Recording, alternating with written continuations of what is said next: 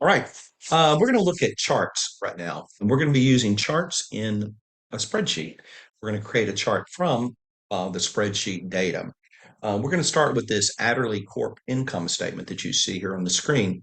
Um, Let me just say just a little bit about charts. You can see visualize data better a lot of times when you use some sort of chart. Some people like to see the data in table form and they can make sense of it and they can see all the nuance through just the numbers. But for most of us, we like to see it a little more visually or graphically represented. So that's what we're going to do is we're going to create some charts or graphs, and it will help us to visualize the data better. So when you're doing analytics, when you're trying to, figure out how a company can do better, for example, or what we're doing wrong, that sort of thing, we can sometimes visualize it better through a chart. So that's what we're going to do. You can do this with Excel, but we're going to be doing it in Google Sheets. So let's take this hypothetical company, Adderley Corporation, and they have something called an income statement. Now, most companies have some sort of income statement that shows how much money they're making. And so this one shows Adderley Corp.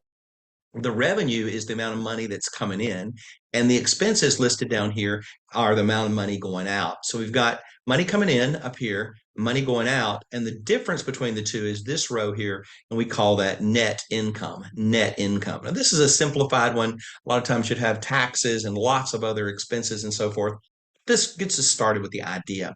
So what we've got here, if you see, there's 1, 2, 3, 4, 5 columns representing 2019, 2020, 2021, 22, and 23. And so row 4 has those in that. So let's just look for a second. We have online sales. So the way you'd read this, you'd have online sales of $20,000 basically for 2019. Whereas retail sales, like in a storefront of some sort, you'd have $150,000 in 2019. So the total revenue would be a formula that would add those two together. And so basically what I did is I took this formula and drug this across and created the formula all the way across. And so this shows the online sales, how much we're buying online versus retail. And then we're totaling it up to get how much money we have coming into the firm. All right, then we have expenses listed below that, and that's real common. We list the revenue first, then the expenses. And so in this case, we only have three types of expenses: marketing, production, and which would be like the cost to marketing would be to how we're getting the word out about our product, how we're letting people know it's a quality product and where to get it and so forth. That would be marketing. Production would be, what it takes to produce the product we're selling, and administrative costs would be, what it costs administratively. All right, so then you would have your total expenses, and that would be listed here. And then that's just a sum of those three things. And then again, we just drag that across. And then the net income, let's double click on this, and you can see that it is the amount of money coming in 2019, in this case, 351,000 minus the amount going out, which would be 378, gives us, I'm going to click off of this, the negative 27,000. So we lost $27,000 in 2019, it looks like. So you could look at this and you could visualize it and just by looking at it, but you can also use a chart. So we're going to create a chart from this data. One of the first things we want to do is we want to select something in our chart, in our data, that we want to actually make the chart from. So the quickest way to do this is to come over here to the chart button, and we're going to insert chart. And when we do, it creates a chart. Boom, just like that, from this data that we have highlighted. And it gives us the settings, so to speak, over here in the chart editor. You can close that if you want to, but we'll just leave it open. So let's look at this chart and see how it was constructed. We had online sales exceeding retail sales here. And so that just shows the difference. And then something happened in 2020. I don't know what it is, but you can probably guess, right? It happened all across the world in 2020, and for some reason, our online sales went up, but our retail sales went way down. So, and that happened continued in 2021, but then it rebounded in 2022, and then in 2023, retail sales have kind of come back, but they're still not at the level of our online sales. So this is showing you very visually how our sales, where our sales are coming from. Over on the left-hand side are, of course, dollar amounts, and then this is what we call the x-axis, and it shows the years down here. So if you take a look over here, you can see a few things. First off, it automatically created a title, and then it automatically put in all online sales and retail sales. What it did was it takes the first line here, which is A4, right? You see that? It takes that A4, B4, C4, the row 4, and it makes that into your x-axis. Whatever is the top of the range that you have highlighted, the first row, that will automatically become the x-axis. Okay. And then these are called series, series. And you see they list them here. They have online sales and they have retail sales. And what it is, a series is a series of numbers, right? That the online sales, whatever is the first column of the range you selected, will become the label for that particular series. So it's called online sales because that was what it was in the first column of the range that we highlighted. And retail sales was in the first column for the next row. And so we have two series of numbers, the online sales coming across here and the retail sales coming across here. Okay.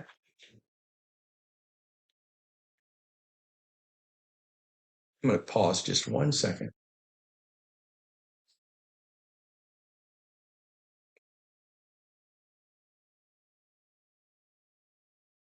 Okay. I may have to take that out.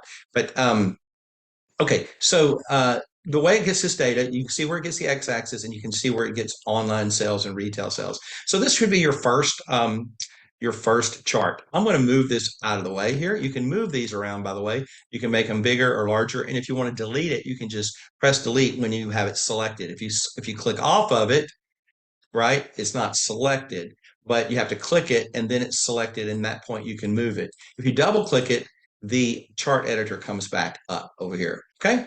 So I'm just going to move this off to the side because for this assignment, you're going to recreate that online sales and retail sales. Okay. So I'll move that off to the side. And what I want to do is I want to create another chart. In this case, I want to compare my total revenue and my total expenses to kind of see how they compare. And so I still want this to be my x-axis here up here at the top. So what I'm going to do, the easy way to do this is to go ahead and highlight um, at least some series, some data. So I'm just going to go ahead and start with what I had, and I'm going to go back to the chart. I'm going to create a new chart. And notice it inserted the same chart basically that I had. Okay, but what I want to do is I want to customize this a little bit. I want to, for example, I want to change the series. So I'm going to click on the online series and I'm going to remove it. In fact, I'm going to remove all the series. Okay, so there's no series here, but we do have the x-axis still here. Okay, so I'm going to add a series. So I'm going to click add series. And then I'm going to click this little boxy thing. That's to specify a data range. Okay, I'm going to click it. It's kind of hard to see this, but it's a box that pops up. And in this box, you can select your range that you would like to become part of the series. So I'm going to come down here to total revenue, and I'm going to highlight that all the way over here. Let me see if I can move this out of the way. So this would be my series, my first series for total revenue. And notice it says sheet 1. That's because we have a sheet. It's a worksheet, and we could have more sheets, but we have sheet 1. So, and if we added sheets, they would be down here, but we haven't added any sheets. So by default, the first sheet is called sheet 1. And so this is just saying that this is the range A8 through F8 on sheet number 1. So I'm going to click OK. And you see that it picked that up. Okay. It picked up that we want total revenue for the series, the data, the total revenue series. It automatically put the word total revenue here because it assumes the first item in that series is the name of the series. Okay. I'm going to add another series and I'm going to click this button again. And then I'm going to select the data range. So we move that out of the way. I want to move this out of the way as well, so that you can see. What I want to do is I want to select the total expenses. Let me get this further out of the way. Okay. So I want to select this range right here. So I'm going to highlight it here all the way over to here. And I'm going to click on OK. Again, it's sheet 1, A15 through F15. Okay. And now notice I do have, let me get that out of the way. I do have the the chart back. Okay, so I've got notice that it's total revenue and total expenses here. So it's 2019. We had more revenue coming in. I'm sorry, less revenue than we had expenses going out. That's the difference right here is is the loss that we had, and we had a bigger loss here in 2020, and then in 2021 we had a little bit less loss. But look, in 2022, man, our revenues went up, and look, it went way up in 2023, and our expenses stayed relatively even here.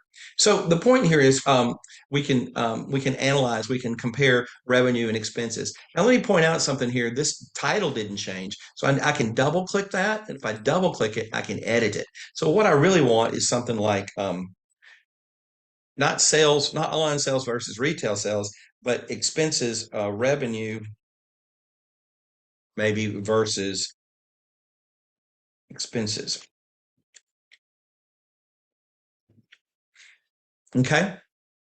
And so I'm going to click off of that. And we have a new title. Notice it put me over here under customize instead of setup where I was, because I'm editing the chart title. You can edit and customize a lot of things over here. Let me go back to setup. And let me just point this out too. We can choose different kinds of charts. So this is a column chart. It chooses the type of chart it thinks you want, but we can change that to a like to a line chart.